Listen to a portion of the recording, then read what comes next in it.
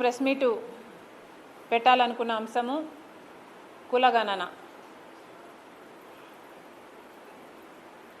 కేంద్ర ప్రభుత్వం ఎట్టకేలకు దేశవ్యాప్తంగా కులగణనకి ఒప్పుకున్నట్టుగా మొన్న బీజేపీ మంత్రి ప్రకటించడం జరిగింది. చాలా సంతోషం. ఇప్పటికైనా మీకు జ్ఞానోదయం అయింది. ఇప్పటికైనా బీజేపీ పార్టీ కులగణనకి అంగీకరించింది. దీన్ని కాంగ్రెస్ పార్టీ స్వాగతిస్తుంది.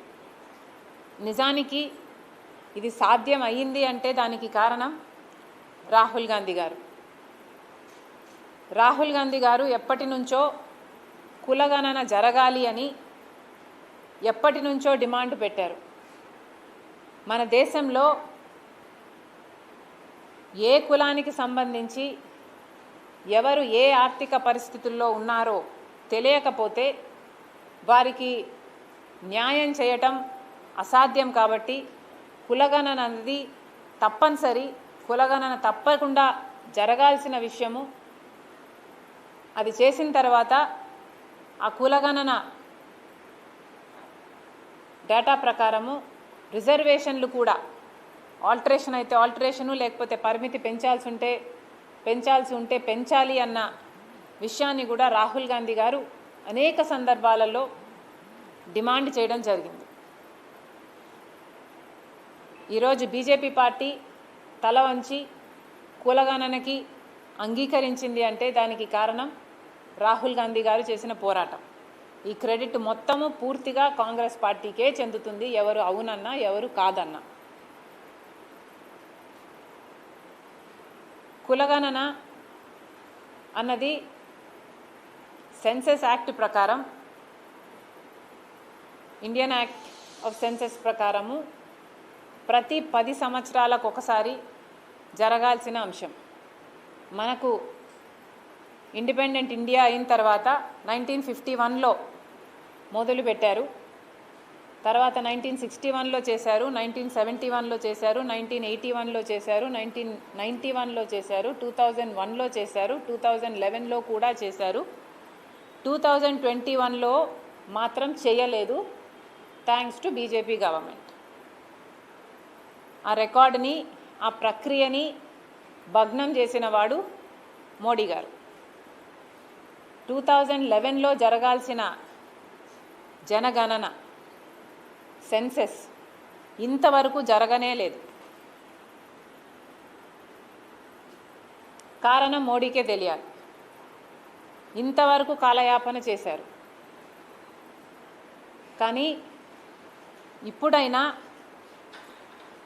జనగణనతో పాటు కులగణన కూడా జరగాలి అని మోడీ ఒప్పుకున్నాడు అంటే దానికి కారణం వల్ల తప్పనిసరి పరిస్థితులు రావటం వల్లే.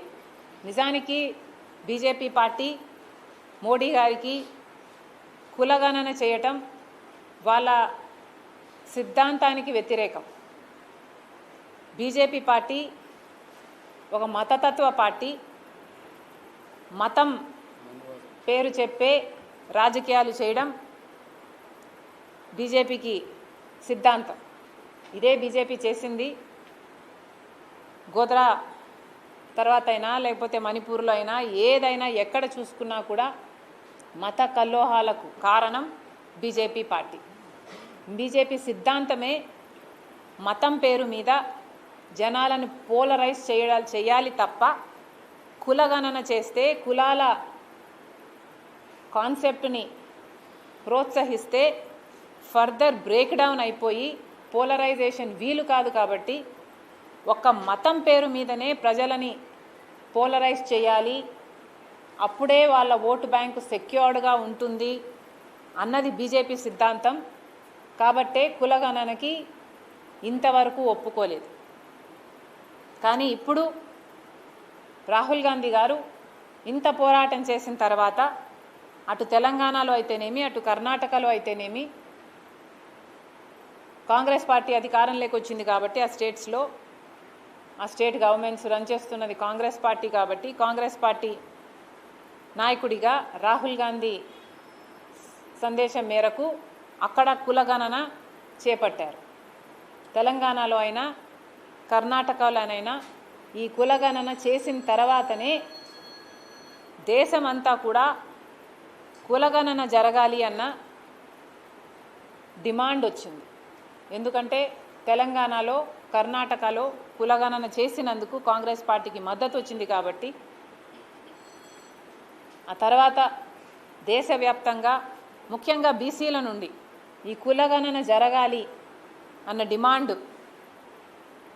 పెరిగింది కాబట్టి బీజేపీ పార్టీ కులగణన చేయకపోతే రాబోయే ఎన్నికల్లో స్టేట్ ఎలక్షన్స్లో బీజేపీ పార్టీకి నష్టం జరుగుతుంది అని గ్రహించిన బీజేపీ పార్టీ ఈరోజు కులగణనకి ఒప్పుకుంది. కేవలం ఒత్తిడి వల్ల, కేవలం రాజకీయ అవసరానికి, ఇష్టంగా కాదు. అయినా కూడా ఇది కాంగ్రెస్ పార్టీ చేసిన పోరాటం వల్ల ఈ విజయం లభించింది కాబట్టి కాంగ్రెస్ పార్టీ దీన్ని పూర్తిగా స్వాగతిస్తుంది. ఇప్పటికీ కూడా బీజేపీ ప్రభుత్వాన్ని కాంగ్రెస్ పార్టీ డిమాండ్ చేస్తుంది.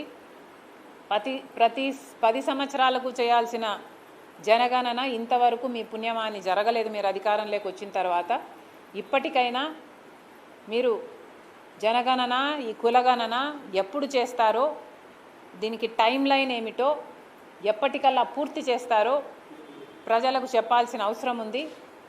కాబట్టి కాంగ్రెస్ పార్టీ డిమాండ్ చేస్తుంది, దీని టైం లైన్ బయట పెట్టండి. టైం బౌండ్గా ఎప్పటిలోగా పూర్తి చేస్తారో బీజేపీ దీనికి సమాధానం చెప్పాలి. అంతేకాదు రిజర్వేషన్కు సంబంధించి కూడా ఆర్థికంగా వెనుకబడిన అన్ని కులాల వారికి కూడా న్యాయం జరగాలి అంటే ఇప్పుడున్న రిజర్వేషన్ పర్సంటేజ్ మీద చర్చ జరగాలి. ఆ రిజర్వేషన్ పరిమితిని పెంచాలి. దీని మీద కూడా పెద్ద ఎత్తున చర్చ జరిపించాలి అని బీజేపీని డిమాండ్ చేస్తున్నాం. అంతేకాదు పక్క రాష్ట్రంలో తెలంగాణలో కులగణన చేసినప్పుడు వాళ్ళు ఎంతో రీసెర్చ్ చేసి కొన్ని వందల క్వశ్చన్స్ ఫార్మాట్గా తయారు చేసి అద్భుతంగా చేశారు. అదే ఫార్మాట్ని ఫాలో అవ్వాలని కోరుతున్నాము. ఒకవేళ లేదు, మీరు కాము అనుకుంటే దాంట్లో లోపాలు ఏమిటో చెప్పండి, మీ ఫార్మాట్ ఏమిటో కూడా ప్రజలకు చెప్పండి. అది ముందే బయట పెట్టండి, దాని మీద డిస్కషన్ పెట్టండి. అన్ని జరిగిన తర్వాత ఈ కులగణన జరగాలి, అది కూడా తొందరగా జరగాలని కాంగ్రెస్ పార్టీ డిమాండ్ చేస్తుంది. Thank you guys, thank you.